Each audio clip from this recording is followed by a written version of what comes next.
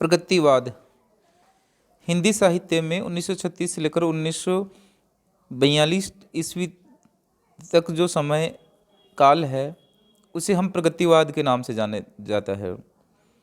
प्रगति शब्द का अर्थ ही आगे बढ़ना होता है कि लेकिन यह वाद साम्यवादी विचारधारा के अनुरूप लिखी गई कविता के संदर्भ में है। साम्यवादी विचारक समाज में समता स्थापित करना चाहते थे और शोषण की जो प्रक्रिया है, गरीब किसानों मजदूरों आदि का जो शोषण दमन होता था उसका वो विरोध करते थे और इस शोषण की प्रक्रिया की ही समाप्ति चाहते थे। इसलिए काव्य में उसके अनुरूप काव्य लिखा गया, हिंदी साहित्य में उसके अनुरूप काव्य लिखा गया जिसे हम प्रगतिवाद के नाम से जाने जाते हैं। कार्ल मार्क्स के विचारों पर आधारित जो काव्य है वह भी इसी के अंतर्गत आता है। केदारनाथ अग्रवाल, नागार्जुन, रामवलिया शर्मा, शिवमंगल सिंह सुमन, रागे राघव, त्रिलोचन, दिनकर, पंत, निराला आदि की कविताओं में प्रगतिवादी तत्व बहुतायत में पाए जाते हैं। हम इनकी विशेषताओं को यहाँ चर्चा करेंगे तो उससे हमें स्पष्ट समझ में आ जाएगा प्रगतिवाद आखिर किस विषय को लेकर आगे बढ़ता है या किस विषय को लेकर चला है। शोषितों की दीनता का चित्रण एवं सहानुभूति। समाज में जो शोषित वर्ग है, जिसका शोषण हुआ है, जो दीनहीन, शूद्र, दलित, मजदूर, किसान आदि हैं, उनकी दीनता का चित्रण इन कवियों ने किया और उस दीनता का चित्रण के साथ साथ उसके प्रति सहानुभूति भी इन्होंने प्रकट की है। यहाँ दिनकर का ये दोहा हम पढ़ते हैं, स्वानों को मिलते दूध वस्त्र, भूखे बालक अकुलाते हैं, माँ की छाती से चिपके ठिठुर जाड़े की रात बिताते हैं। यहाँ समाज के दोहरी चरित्र को इन्होंने पेश किया। इन्होंने कहा कि एक तरफ को कुत्तों को दूध और वस्त्र मिल रहा है और उनको हर तरह का खाना मिल रहा है, और जबकि समाज में दूसरी तरफ भूखे बालक अकुला रहे हैं और उनके पास पहनने को उनके पास खाने को दाना नहीं है और पहनने को कपड़े भी नहीं है।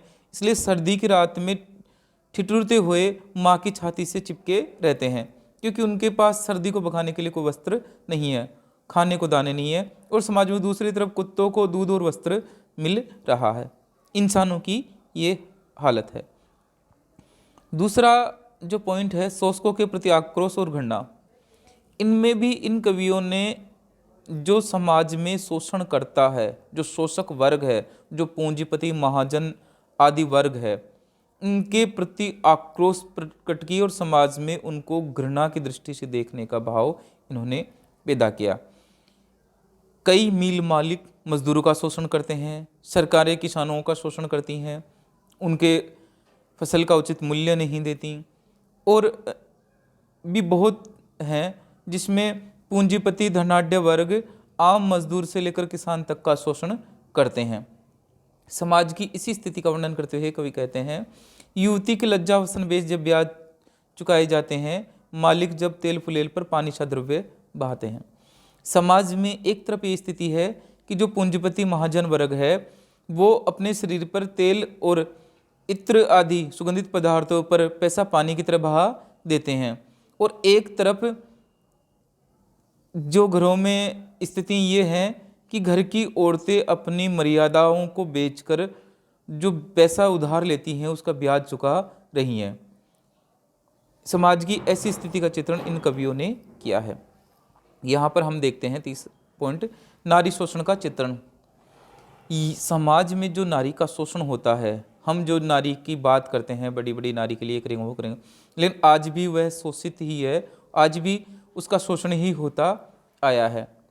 और नारी जब दलित वर्ग, शूद्र वर्ग या मजदूर किसान आदि वर्ग से है, वह समाज के धनाढ्य वर्ग की नहीं है, तो उसका शोषण अन्य भी कई मायनों में होता है। माता बनी दूध भराया किंतु न भरता पापी पेट, जन्नी बनकर भी पशुओं का आगे नग्न सकेगी लेट।